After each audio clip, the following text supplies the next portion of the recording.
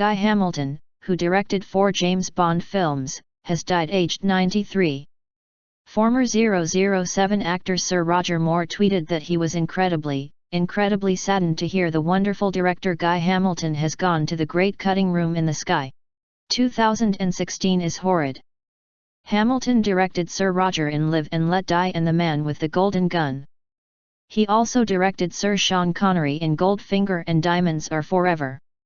A hospital on the Spanish island of Majorca, where Hamilton lived, confirmed to the Associated Press that the filmmaker had died there on Wednesday. Hamilton's other films included The Battle of Britain, Force 10 from Navarone, Evil Under the Sun and The Mirror Crack D.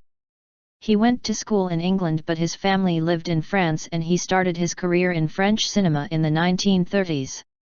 He started out as a tea boy in a French studio, and said he discovered how a studio worked the hard way. He was British director Carol Reed's assistant for 5 years, but finally moved to become a director after the war. Hamilton said he wanted to be a director before the age of 30 and he squeezed in just and directed The Colditz Story, The Devil's Disciple, Funeral in Berlin. He came to Bond as producer Cubby Broccoli was an old friend. He said, "How would you like to make Goldfinger?" I said I would absolutely love to, because I had a very clear idea of what I would like to do and how I'd like to go about it and it was a very happy experience. Hamilton said many people thought there was a formula for making a Bond film but he didn't agree. But he said the key to Bond's survival was that anyone to do with Bond is not lazy.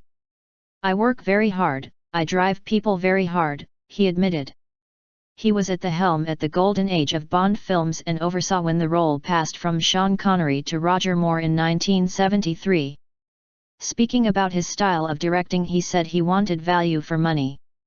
"In the making of Bond films we are some of the meanest, toughest filmmakers. If we spend $1 million it had better be up there on the screen.